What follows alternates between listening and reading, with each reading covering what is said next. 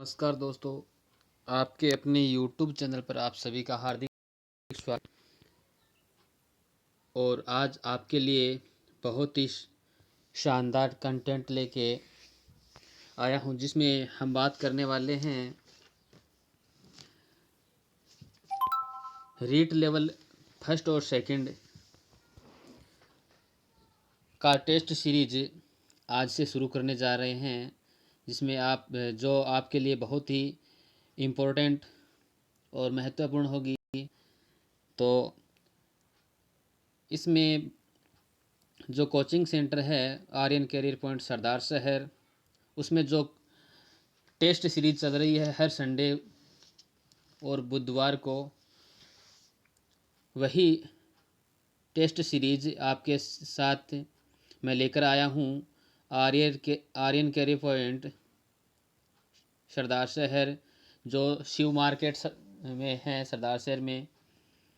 और इसमें रीट, वनपाल, वनरक्षक, एसआई, एसएससी, जीडी सभी व्याख्याता और अध्यापक पात्रता परीक्षा से रिलेटिव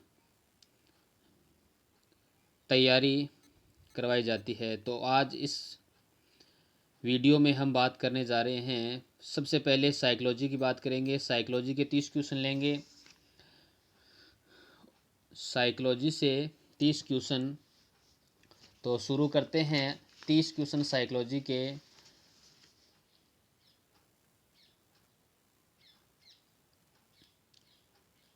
मनोविज्ञान से टेस्ट शुरू करने जा रहे हैं। तो सबसे पहला क्वेश्चन जो है आपके सामने,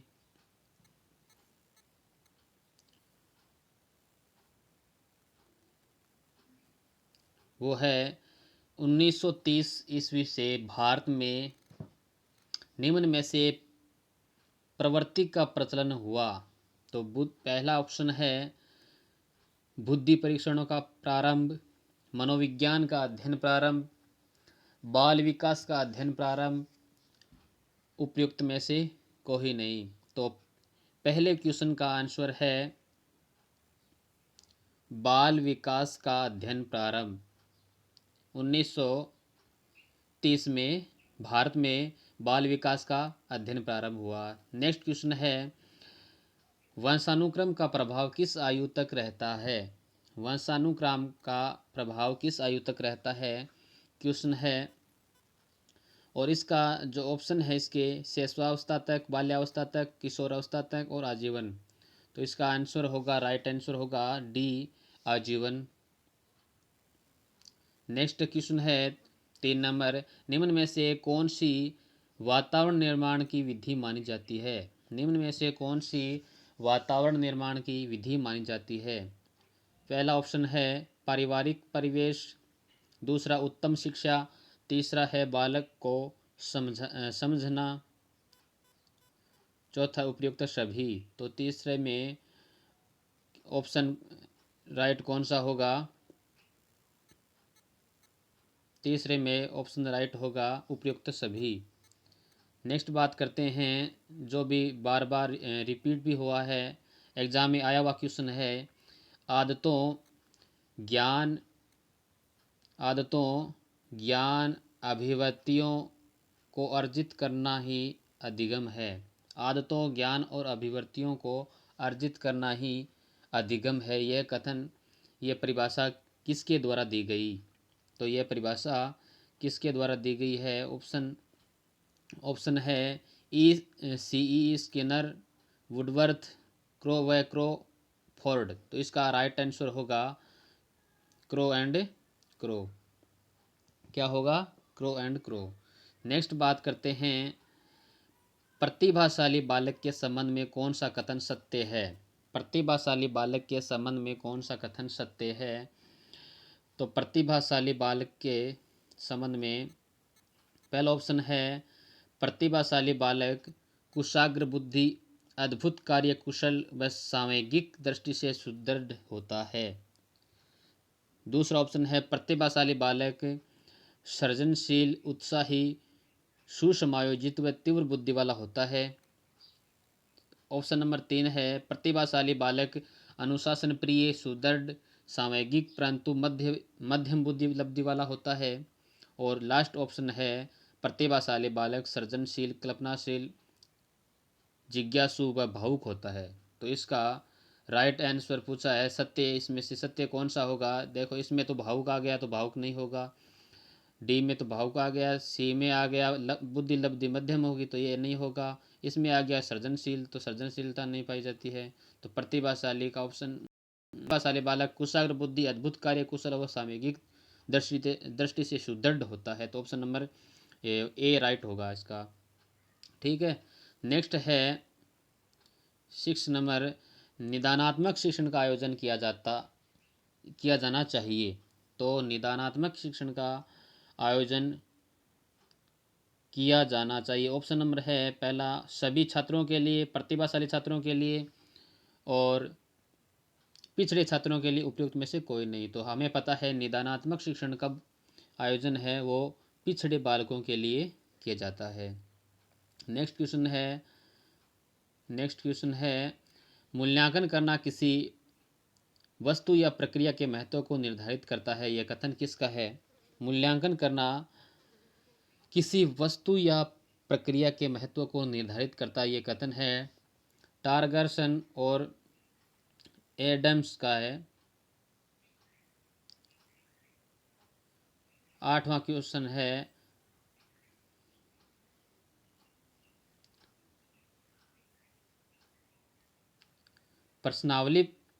प्रश्नावली व्यक्तित्व परीक्षण की निम्न में से कौन सी विधि है? प्रश्नावली व्यक्तित्व परीक्षण की विधि कौन सी है? प्रक्षेपी, अर्ध प्रक्षेपी, अप्रक्षेपी, व्यक्तिगत। तो प्रश्नावली व्यक्तित्व की जो विधि है वो अप्रक्षेपी होती है। नेक्स्ट है पिछड़े बालक के संबंध में कौन सा कथन सत्य है? तो पहला ऑप्शन है उस बालक की शैक्षिक उपलब्धि सामान्य से कम रहती है, उस बालक की जाति संस्कृति एवं मान्यताएं पिछड़ी होती है। सी ऑप्शन है वह बालक मंदबुद्धि होता है। और डी ऑप्शन है वह कुसमायोजित बालकों की श्रेणी में आता है। तो इसका पिछड़े बालक के संबंध में राइट ऑप्शन होगा ऑप्शन नंबर ए कि उस बालक की शैक्षिक उपलब्धि वह सामान्य से कम होती है, वह पिछड़े बालक की श्रेणी में आता है। नेक्स्ट 10वां क्वेश्चन है कि भारतीय संविधान के किस अनुच्छेद में 14 वर्ष तक के बालकों के निःशुल्क एवं अनिवार्य प्राथमिक शिक्षा की व्यवस्था के निर्देश दिए हैं? तो अनुच्छेद 45 हो जाएगा। चयन प्रश्न में शामिल नहीं है। चयन प्रश्न कौन कौन से है जिसका चयन किया जाता है? बहु विकल्पीय प्रश्न हो जो मिलान प्रश्न, असत्य प्रश्न वाले। तो इसमें नहीं पूछा है तो ऑप्शन नंबर डी हो जाएगा रिक्त स्थान पूर्ति वाले। बी.एफ. स्किनर ने कौन से सिद्धांत का प्रतिपादन किया? बी.एफ. स्किनर ने कौन सा किया था? कार्यात्मक प्रतिबद्धता का सिद्धांत, उद्दीपक प्रतिक्रिया का सिद्धांत, अनुकूलित अनुक्रिया सिद्धांत या संबंध का सिद्धांत। तो बी.एफ. स्किनर का जो सिद्धांत है वो है कार्यात्मक प्रतिबद्धता का सिद्धांत। थार्नडाइक द्वारा अपने सिद्धांत के प्रतिपादन में किस पक्षी का प्रयोग किया गया? तो थार्नडाइक महोदय ने बिल्ली का किया था, ये सभी जानते हैं। नेक्स्ट है निम्न में से कौन सा बालकों में चिंतन का प्रतीक है? तो चिंतन का प्रतीक कौन है? भाषा, मांसपेशियां, मस्तिष्क, उपयुक्त सभी। तो ये सभी है जो चिंतन का प्रतीक है।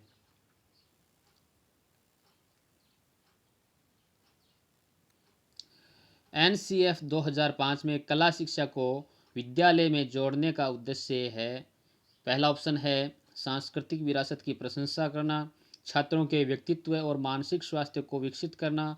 केवल ए सही है, केवल ए और बी दोनों सही है। तो राइट आंसर क्या होगा इसमें? ए और बी दोनों सही है। नेक्स्ट क्वेश्चन है, राष्ट्रीय पाठ्यचर्या रूपरेखा 2005 में बहुभाषा को एक संसाधन के रूप में समर्थन दिया जाता है, क्योंकि पहला ऑप्शन है भाषागत पृष्ठभूमि के कारण कोई भी बालक पीछे न छूट जाए। दूसरा ऑप्शन है यह तरीका है जिसमें प्रत्येक बालक सुरक्षित महसूस करे। तीसरा ऑप्शन है यह बालकों को अपने पर विश्वास के लिए प्रोत्साहन देगा। इसमें से सभी, तो ये सारे ऑप्शन है जो राइट है, तो उपरोक्त सभी हो जाएगा।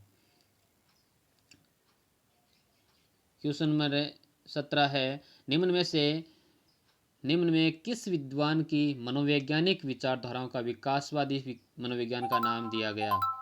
निम्न में से किस मनोवैज्ञानिक विचारधाराओं का विकासवादी मनोविज्ञान का नाम दिया गया? तो ऑप्शन नंबर पहला पियाजे, दूसरा स्किनर, तीसरा है थॉर्नडाइक, चौथा ऑप्शन है बंडूरा। तो राइट आंसर हो जाएगा जीन पियाजे। जीन पियाजे विकासवादी विचारधाराओं का विकासवादी मनोविज्ञान के नाम से भी जाना जाता है। नेक्स्ट क्वेश्चन की बात करें, निम्न में से कौन सा विकास को प्रभावित करने वाला मात्रा संबंधित कारक है? निम्न में से कौन सा विकास को प्रभावित करने वाला मात्रा संबंधी कारक कौन सा है? संक्रमण, पोषण, अंतःस्रावी कारक, उपयुक्त सभी। तो राइट आंसर हो जाएगा संक्रमण भी होता है, पोषण भी होता है, अंतःस्रावी कारक भी होता है। तो राइट आंसर हो जाएगा उपयुक्त सभी। 19वां प्रश्न है, अपनी टीम के हार जाने पर टेलीविज़न को तोड़ना कहा जाएगा? अपनी टीम के हार जाने पर टेलीविज़न को तोड़ना क्या कहा जाएगा? प्रतिगमन, आक्रामकता, प्रत्यावर्तन, दमन। तो ऑप्शन नंबर डी 2 है वो सही होगा, आक्रामकता इज राइट आंसर।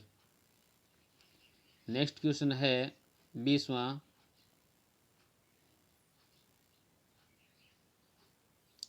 भारत में सर्वप्रथम बुद्धि परीक्षण किसने प्रकाशित किया? तो भारत की बात कर रहा है, भारत में सर्वप्रथम बुद्धि परीक्षण किसने प्रकाशित किया? Doctor rice, stern, Kuppuswamy, doctor Bhatia. तो इसका राइट आंसर हो जाएगा डॉक्टर राइस। नेक्स्ट क्वेश्चन है, किस सिद्धांत की यह मान्यता है कि ज्ञान या अधिगम की प्राप्ति किसी समस्या के समग्रता के साथ प्रत्यक्षीकरण व समाधान के लिए तर्क व समझ के लिए के उपयोग से होती है? तो ये कौन सा सिद्धांत है? इसका सिद्धांत गेस्टाल्टवाद का जो सिद्धांत है, गेस्टाल्ट सिद्धांत, यह है समस्या के समग्रता के साथ प्रत्यक्षीकरण व समाधान के लिए तर्क व समझ के लिए से उपयोग से होती है। नेक्स्ट है 22वां, व्यक्तित्व मापन की परिस्थिति परीक्षण विधि के जनक माने जाते हैं। तो व्यक्तित्व मापन की परिस्थिति परीक्षण विधि के जनक है वह कौन माने जाते हैं? अल्फ्रेड रोर्सा, हरमन रोर्सा, लियोपोल्ड बेकल, हॉर्टशॉर्न एवं मे। तो डी ऑप्शन राइट होगा, हॉर्टशॉर्न एवं मे। विकास का अर्थ परिपक्वतात्मक परिवर्तनों से है जो जीवधारी के जीवन में समय के साथ घटित होती है। उपयुक्त परिभाषा किसके द्वारा दी गई? तो यह है जो परिभाषा है वो लबारबा के द्वारा दी गई। इसका राइट आंसर होगा लबारबा। नेक्स्ट क्वेश्चन है, कोलसनिक ने विकास के मध्य बाल्यावस्थाएं बताई है। मध्य बाल्यावस्था किस एज को बताया गया है? किसके द्वारा? कोलसनिक ने विकास के मध्यकाल बाल्यकाल अवस्था किसे बताया गया है? तो जो इसने 4 से 9 वर्ष से 5 से 9 वर्ष से ऑप्शन में है, और सी है 7 से 9 वर्ष और डी है 8 से 10 वर्ष। तो कोल्सनिक ने विकास की मध्य का जो बाल्यावस्था है वो 8 से 10 वर्ष को बताया है। नेक्स्ट है बाल्यावस्था को छद्म परिपक्वता काल मानने वाले विद्वान है। तो ये पता ही है सभी को। इस छद्म परिपक्वता काल किसे मानने वाले विद्वान है जो बाल्यावस्था को मानने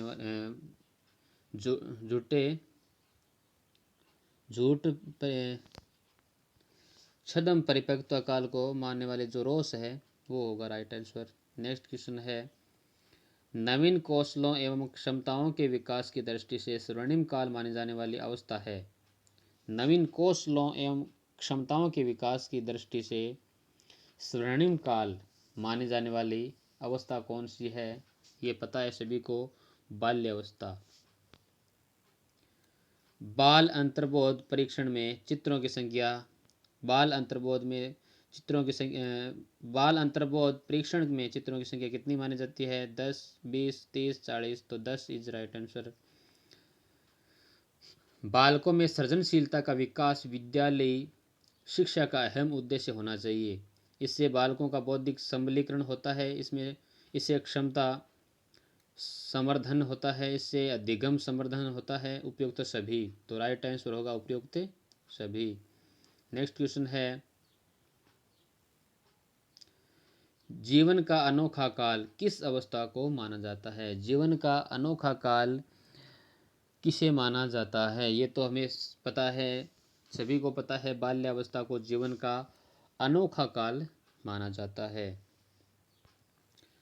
विकास की गति धीमी निम्न में से कौन सी अवस्था में होती है? विकास की जो गति है, डेवलपमेंट की जो गति है, वह धीमी किस अवस्था में होती है? शेष अवस्था में तो तीव्र होती है, बाल्यावस्था, किशोरावस्था उपयुक्त में से सभी। तो बाल्यावस्था में विकास की जो गति है वो धीमी होती है। तो धन्यवाद दोस्तों। वीडियो कैसा लगा? अच्छा लगे तो लाइक करें। इसी प्रकार मैं आपके लिए लेकर आऊँगा टेस्ट सीरीज हिंदी और संस्कृत की ओर शुरू करने वाले हैं। तो वीडियो अच्छा लगे तो लाइक करें और कमेंट करके ज़रूर बताइए वीडियो कैसा लगा। साथ ही साथ अपने दोस्तों को वीडियो शेयर करें। और जो यूट्यूब पर पहली बार जुड़े हैं उनसे निवेदन है कि यूट्यूब चैनल को सब्सक्राइब कर ले और पास में जो बेल आइकन है उस पर प्रेस कर ले, जिससे आने वाले नई वीडियो की नोटिफिकेशन आपको अपने मोबाइल पे सबसे पहले मिले। धन्यवाद। जय हिंद, जय भारत।